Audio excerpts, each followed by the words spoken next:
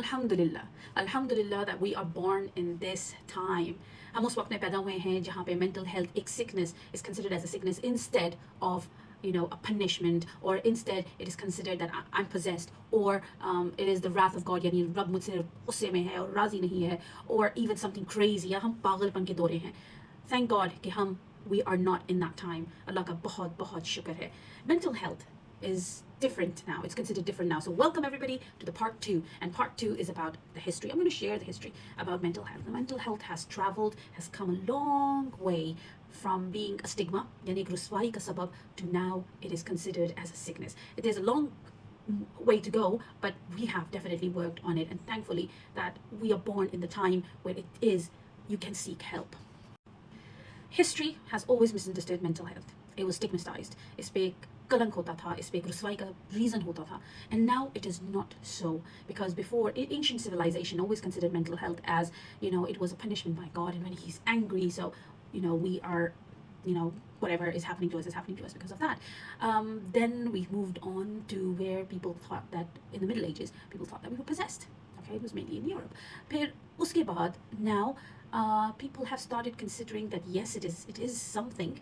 There is attention needed to somebody's mental health. But what was the hardest part was that the treatment wasn't the best. So treatments were very, very risky. So the treatments were scary, like I said, and they were like isolation, just completely isolating them from society, and also like immersing them into the cold bath. I imagine, just like somebody who's not ready for it, or usko thande thande yakh pani mein, pushing kiya jaye, and that this wasn't very easy for them. Shocks, you must have heard of shocks. And there was one treatment, I'm sure you've seen some movies around it. It was called lobotomy. It was practiced until the early 19th century. Yes, it was practiced then, and thankfully I believe it has stopped. These were some of the harsh treatments, and what used to happen is that the society started avoiding such kind of people. What makes it worse is when a person with mental illness is isolated, is pushed away, it gets worse. It gets worse when we do that, and it does not help.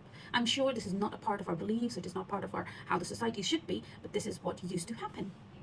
So what happened was that these asylums, those that were built to keep the people in asylums, those who had mental issues, they were not well managed. They didn't have enough staff, they didn't have trained people. People used to deal with them not empathetically, and their treatments were very harsh.